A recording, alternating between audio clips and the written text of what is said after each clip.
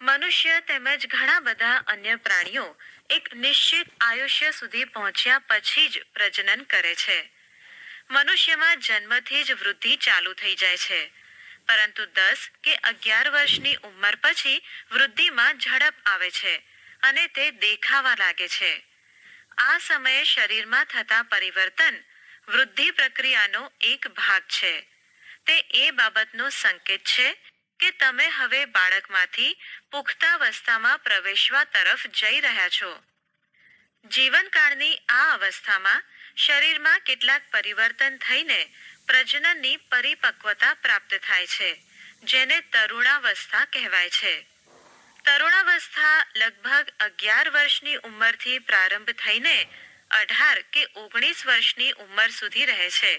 આ અવધિ તરુણ કહેવાતી હોવાથી તે અવસ્થાના બાળકોને તરુણો એટલે કે ટીનેજર્સ પણ કહેવામાં આવે છે. છોકરીઓમાં આ અવસ્થા છોકરાઓની સાપેક્ષે 1 કે 2 વર્ષ પહેલા જ પ્રારંભ થઈ જાય છે. તરુણાવસ્થાની અવધિ વ્યક્તિઓમાં જુદી જુદી હોય છે. તરુણાવસ્થા દરમિયાન મનુષ્યના શરીરમાં અનેક બદલાવ આવે છે. આ બદલાવ યૌવનારંભનો એટલે કે પ્યુબર્ટીનો સંકેત છે. તેમાંથી સૌથી મહત્વનું પરિવર્તન છે છોકરા તેમજ છોકરીઓમાં પ્રજનન ક્ષમતાનો વિકાસ થવો. તરુણોમાં પ્રજનન પરિપક્વતાની સાથે જ યૌવનારંભ સમાપ્ત થઈ જાય છે.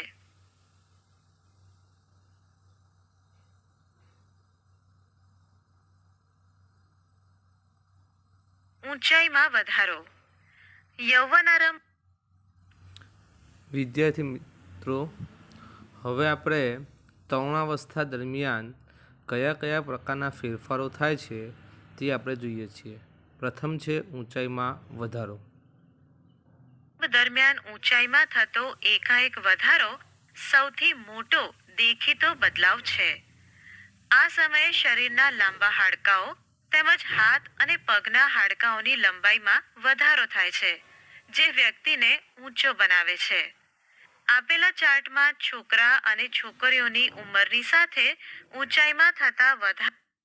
જુઓ, આપણને એક ચાર્ટ આપેલો છે જેમાં ઉંમર પ્રમાણે છોકરા અને છોકરીઓની ઊંચાઈમાં કેટલા ટકાનો વધારો થાય છે તે જોઈ શકાય છે.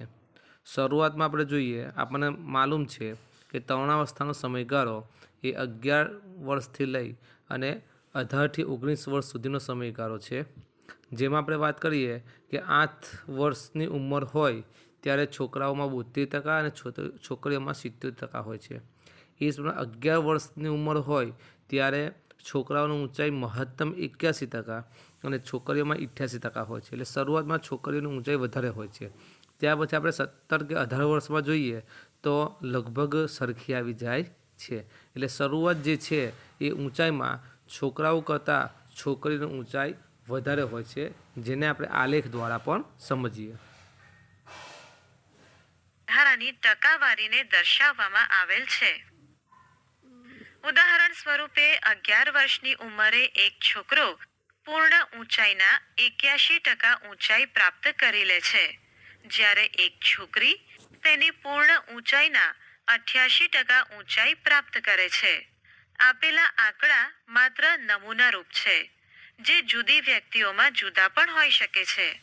પૂર્ણ ઊંચાઈ માટેની ગણતરીનું સમીકરણ સેન્ટીમીટરમાં બરાબર વર્તમાન ઊંચાઈ સેન્ટીમીટરમાં ભાગ્યા વર્તમાન ઊંચાઈએ પૂર્ણ ઊંચાઈની ટકાવારી ગુણ્યા 100. અહીં આયુષ્યની સાથે વધતી ઊંચાઈની ટકાવારી. વિદ્યાર્થી અહીંયા આપણે જોઈ શકીએ છીએ આ લેખમાં કે જે લાલ રંગના જે ડોટ્સ આપેલા છે તે છોકરાઓ માટે છે અને જે ત્રિકોણ બ્લુ કલરના જે આપેલા છે એ છોકરીઓ માટે છે. અને નીચે અહીંયા જે આલેખ આપેલો છે તેમાં એક્સ અક્ષ અને વાય અક્ષ બે આપેલા છે. જુઓ, આ જે આડી લીટી છે તે એક્સ અક્ષ છે અને આ જે ઊભી લીટી છે તે વાય અક્ષ છે. આ એક્સ અક્ષ પર છોકરાઓની ઉંમર આપેલી છે, જે વાય અક્ષ છે તેમાં છોકરા અને છોકરીઓની ઊંચાઈ આપેલી છે. તો આપણે જોઈએ છોકરાઓની શરૂઆતમાં 8 વર્ષમાં છોકરીઓ કરતાં વધારે હોય છે, બરાબર છે. તે પ્રમાણે 11 વર્ષમાં 13 વર્ષમાં, આમ કરતાં કરતાં આપણે 18 વર્ષમાં જઈએ તો બંનેની ઊંચાઈમાં લગભગ સરખી આવી જાય છે. આ એક આલેખ આપેલો છે કે છોકરા અને છોકરીઓની ઉંમર અને તેની ઊંચાઈની ટકાવારી આપેલી છે.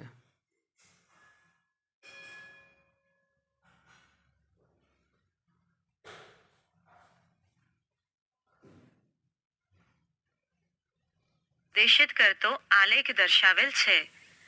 શરૂઆતમાં છોકરીઓ છોકરાઓની સરખામણીમાં વધારે ઝડપથી વધે છે, પરંતુ લગભગ 18 વર્ષની ઉંમર સુધી બંને પોતાની મહત્તમ ઊંચાઈ પ્રાપ્ત કરી લે છે.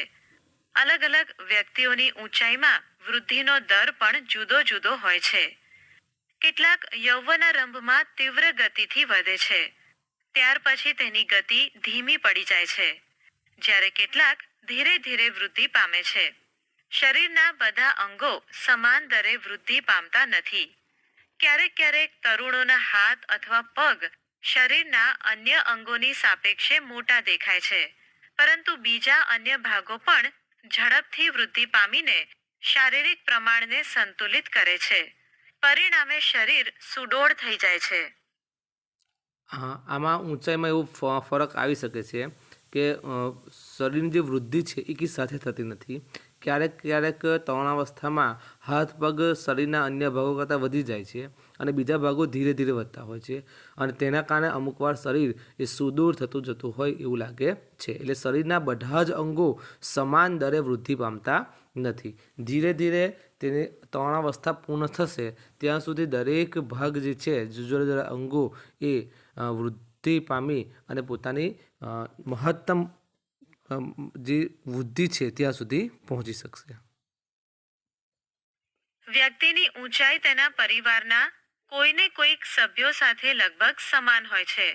તેનું કારણ એ છે કે ઊંચાઈ માતા પિતા દ્વારા પ્રાપ્ત જનીન પર આપણે અગાઉ જોયું તે પ્રમાણે કે વ્યક્તિની જે ઊંચાઈ છે તે તેના પરિવારના કોઈ પણ સભ્યો સાથે લગભગ સમાન હોઈ શકે છે.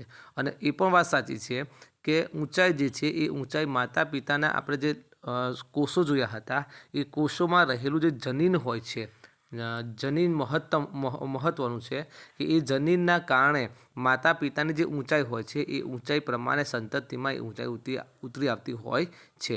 એટલે કે માતા પિતા દ્વારા પ્રાપ્ત થતા જનીન પર ઊંચાઈનો જે વધારો છે તે આધાર રાખતા હોય છે. આધાર રાખે છે. પરંતુ વૃદ્ધિના આ વર્ષોમાં ઉચિત પ્રકારનો સંતુલિત આહાર આવશ્યક છે. ઊંચાઈના વધારા માટે ખોરાક પણ ખૂબ જરૂરી હોય છે, અને બી ઉચિત પ્રકારનો કે જેથી આપણા શરીરને વૃદ્ધિ યોગ્ય માત્રામાં થાય તે પ્રમાણેનો ખોરાક લેવો જોઈએ. તે હાડકાઓ, સ્નાયુઓ તેમજ શરીરના અન્ય ભાગોને યોગ્ય રીતે વૃદ્ધિ કરવા માટે પર્યાપ્ત પોષણ પૂરું પાડવામાં મદદ કરે છે. શારીરિક હવે આપણે જોઈએ કે તરુણાવસ્થા દરમિયાન જે જુદા જુદા લક્ષણો જોવા મળે છે એમાં આપણે ઊંચાઈની વાત કરી. હવે તરુણાવસ્થા દરમિયાન છોકરા અને છોકરીઓના શરીરના આકારમાં પણ બદલાવ આવે છે. એ કયા પ્રકારના બદલાવ આવે છે તે આપણે જોઈ શકીએ છીએ. આકારમાં બદલાવ. યૌવનારંભની શરૂઆતમાં વૃદ્ધિના કારણે છોકરાઓમાં ખભાનો ભાગ ફેલાઈને પહોળો થાય છે, જ્યારે છોકરીઓમાં કમરની નીચેનો ભાગ પહોળો થાય છે. વૃદ્ધિના કારણે છોકરાઓમાં શરીરના સ્નાયુઓનો વિકાસ છોકરીઓના વિકાસની સરખામણીએ વધુ હોય છે. આમ તરુણાવસ્થામાં છોકરા અને છોકરીઓમાં જોવા મળતા બદલાવ અલગ અલગ હોય છે. તરુણાવસ્થા દરમિયાન જે શરીરના આકારમાં જે બદલાવ આવે છે એ છોકરાઓમાં અને છોકરીઓમાં અલગ અલગ હોય છે. બબ્બે અહીંયા શરીરના આકારમાં બદલાવના જે કારણો આપેલા છે કે છોકરાઓ જે છે એ છોકરાઓના ખભાનો ભાગ ફેલાય છે, જ્યારે જે છોકરીઓ હોય છે જેમાં કમરનો નીચેનો ભાગ ફેલાય છે. જ્યારે છોકરાઓ જે હોય છે તેના શરીરના સ્નાયુનો વિકાસ વધુ થાય છે અને છોકરીઓમાં સ્નાયુનો વિકાસ ઓછો થાય છે. આ પ્રમાણે છોકરા અને છોકરીઓના શરીરના આકારમાં જુદા જુદા પ્રકારનો બદલાવ તરુણાવસ્થા દરમિયાન આવતો હોય છે. અવાજમાં બદલાવ. તરુણાવસ્થા દરમિયાન અવાજમાં પણ ફેરફાર થાય છે. અવાજ જે છે એ છોકરીઓમાં તીણો અવાજ થાય છે અને જે છોકરાઓ હોય છે તેનો અવાજ થોડો ઘેરો થાય છે. તેને આપણે વાત કરીશું. યૌવનારંભમાં કંઠની ગ્રંથિ વોઇસ બોક્સ એટલે કે સ્વર પેટીમાં લારિંગ્સ વૃદ્ધિની શરૂઆત થાય છે. છોકરાઓની સ્વરપેટી વિકાસ પામીને અપેક્ષાકૃત મોટી થાય છે, જેના કારણે સ્વરપેટી ગળાના ભાગમાં બહારની તરફ ઉપસી આવે છે, જેને કંઠમણી એટલે કે એડમ્સ એપલ કહે છે. જુઓ, છોકરાઓમાં જે છે એ જે અવાજ જે છે એ કંઠ ગ્રંથિમાંથી નીકળતો, કંઠ ગ્રંથિમાં સ્વર પેટી જે છે વૃદ્ધિ પામે છે, તે પ્રમાણે અવાજ નીકળતો હોય છે. છોકરાઓમાં જે સ્વર પેટી છે વિકાસ પામે છે અને સ્વર પેટી ગળાના ભાગની બહાર ઉપસી આવે છે, જે આપણે આકૃતિમાં જોઈ શકીએ છીએ કે બહારના ભાગથી આ પ્રમાણે ઉપસી આવે છે. બરાબર છે. જે કંઠમણી કહેવામાં આવે છે, જે છોકરાઓમાં જોવા મળે છે. છોકરીઓમાં એટલો ભાગ ઉપસી આવતો હોતો નથી.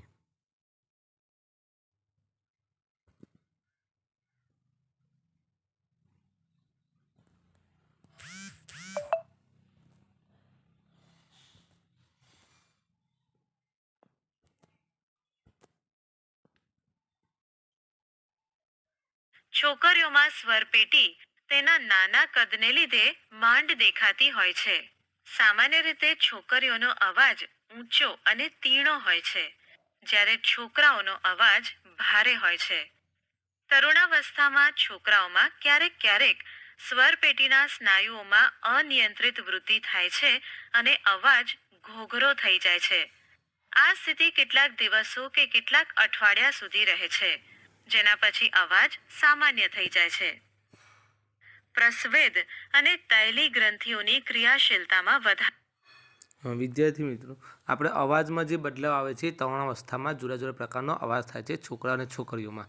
તે જ પ્રમાણે તરુણાવસ્થા દરમિયાન છોકરા કે છોકરીઓની પ્રસ્વેદ ગ્રંથિ અને તૈલી ગ્રંથિની ક્રિયાશીલતામાં વધારો, એટલે કે આપણી જે ચામડી હોય છે એ ચામડી તૈલી ગ્રંથિઓની બનેલી હોય છે, જેમાંથી ચીકરા પદાર્થનો સ્ત્રાવ થતો હોય છે. પ્રસ્વેદ ગ્રંથિનો સ્ત્રાવ થતો હોય, ગ્રંથિમાંથી સ્ત્રાવ થતો હોય છે, જેના કારણે કેટલાક ફેરફારો આપણા ચામડી ઉપર જોવા મળે, ખાસ કરીને ચહેરા ઉપર વધારે જોવા મળે છે. ધારો તરુણાવસ્થામાં પ્રસ્વેદ અને તૈલી ગ્રંથિઓનો સ્ત્રાવ વધી જાય છે. કેટલીક વ્યક્તિઓના ચહેરા પર ફોડલીઓ અને ખીલ વગેરે થાય છે. પ્રજનન અંગોનો વિકાસ.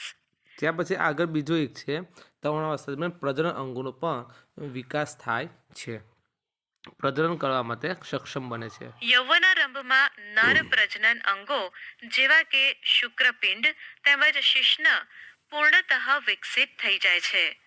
શુક્રપિંડમાંથી શુક્રકોષોનું ઉત્પાદન શરૂ થાય છે. છોકરીઓમાં અંડપિંડ કદમાં વધે છે તથા અંડકોષો પરિપક્વ થવા લાગે છે. અંડપિંડમાંથી અંડકોષોનું મુક્ત થવાનું શરૂ થાય છે. માનસિક. તરુણાવસ્થા દરમિયાન કેટલીક માનસિક, બૌદ્ધિક તેમજ સંવેદનશીલ જે છે એ ક્રિયાઓમાં વધારો થાય છે. બૌદ્ધિક તેમજ સંવેદનાત્મક પરિપક્વતા પ્રાપ્ત થવી. તરુણાવસ્થા વ્યક્તિની વિચારસરણીમાં પરિવર્તનની પણ અવસ્થા છે. પહેલાની સાપેક્ષે કિશોર વધારે સ્વતંત્ર તેમજ પોતાની તરફ વધારે સચેત હોય છે. તેનામાં બૌદ્ધિક વિકાસ થાય છે તથા તે વિચારવામાં વધારે સમય લે છે. વાસ્તવમાં કોઈ પણ વ્યક્તિના જીવનમાં આ એ સમય છે કે જેમાં તેના મગજની શીખવાની ક્ષમતા સર્વાધિક હોય છે. વિદ્યાર્થી મિત્રો, તરુણાવસ્થા દરમિયાન કેટલીક માનસિક, બૌદ્ધિક અને સંવેદનાત્મક પરિપક્વતા આવે છે, એટલે કે તરુણાવસ્થા દરમિયાન વિચારવાનું જે પરિવર્તન આવે છે, પહેલાં કરતાં પોતે સ્વતંત્ર છે, તેઓ વધારે સચેત બને છે, તે બુદ્ધિમાં સારો એવો વિકાસ થાય છે, વિચારે વધારે છે અને મગજની શીખવાની જે શક્તિ જે છે, ક્ષમતા છે, એમાં વધારો થાય છે તરુણાવસ્થા દરમિયાન.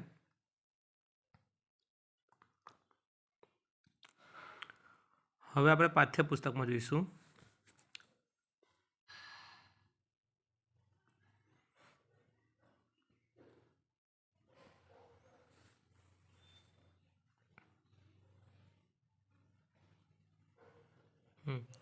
તરુણાવસ્થા તરફ, જેમાં સૌ પ્રથમ આપણે આ પાઠ્યપુસ્તકમાં તરુણાવસ્થા એટલે શું તે લખીશું. પાઠ્યપુસ્તકમાંથી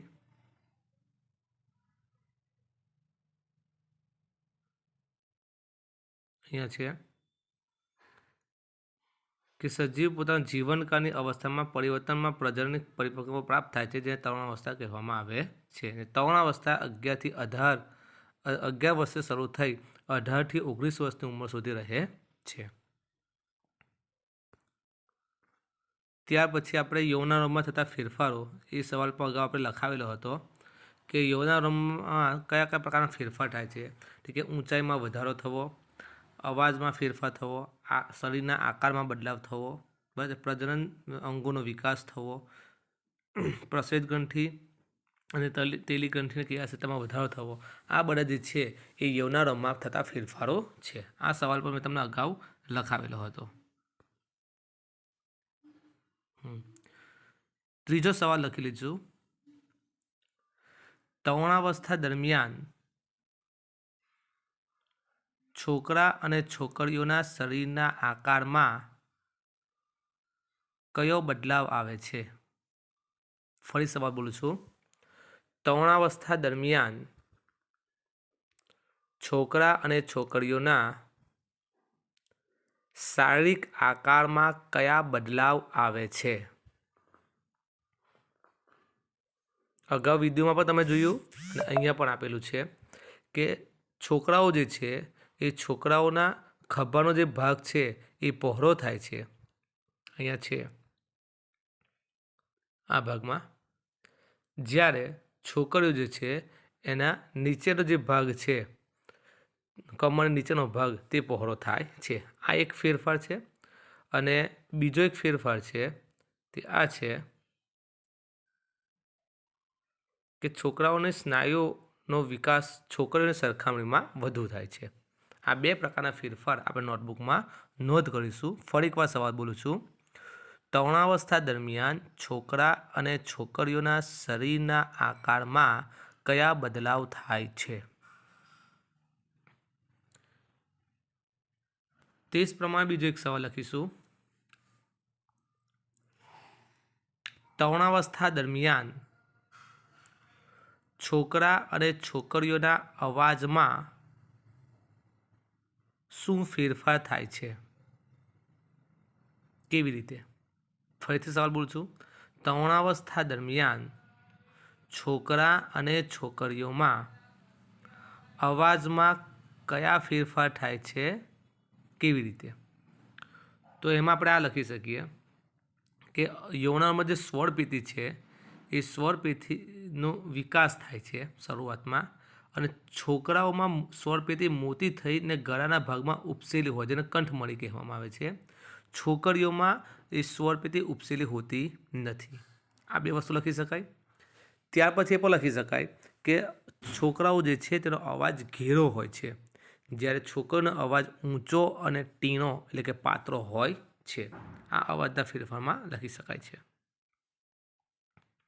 ત્યાર પછી આપણે જોઈએ કે પ્રસ્વેદ ગ્રંથિ કે તેલી ગ્રંથિની ક્રિયાશીલતામાં વધારો, કે તરુણાવસ્થા દરમિયાન છોકરા અને છોકરીઓના પ્રસ્વેદ અને તેલી ગ્રંથિઓની ક્રિયાશીલતામાં વધારો થાય છે, જેના કારણે તેમના વ્યક્તિઓના ચહેરા ઉપર ફોલ્લી અને ખીલ થાય છે. ત્યાર પછી છે પ્રજનન અંગોનો વિકાસ, કે તરુણાવસ્થા દરમિયાન પ્રજનન અંગોનો વિકાસ થાય છે. આપણે જાણીએ છીએ તે પ્રમાણે કે નર પ્રજનન અંગ હોય તો તેમાં શુક્રપિંડ અને શિશ્ન વિકસિત થાય છે અને શુક્રકોષનું ઉત્પાદનની શરૂઆત થાય છે. જ્યારે માદા હોય છે તો માદામાં અંડપિંડના કદમાં વધારો થાય છે. અંડકોષ પરિપક્વ થાય છે અને અંડપિંડમાંથી અંડકોષ મુક્ત થાય છે. પ્રજનન અંગોનો વિકાસ થાય છે. ત્યારબાદ આપણે વાત કરીએ કે તરુણાવસ્થા દરમિયાન માનસિક, બૌદ્ધિક તેમજ સંવેદનાત્મક પરિપક્વતા પ્રાપ્ત થાય છે. તરુણાવસ્થા દરમિયાન આપણે જાણીએ છીએ તે પ્રમાણે કે કેટલીક વિચારસરણીમાં પરિવર્તન થાય છે. આ સવાલ આપણે લખી લઈશું. તરુણાવસ્થા દરમિયાન સવાલ લખજો. તરુણાવસ્થા દરમિયાન માનસિક, બૌદ્ધિક તેમજ સંવેદનાત્મક પરિપક્વતા પ્રાપ્ત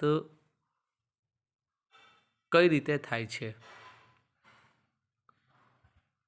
પ્રથમ મુદ્દો આપણે લખીશું તરુણાવસ્થામાં વ્યક્તિની વિચારસરણીમાં પરિવર્તન થાય છે.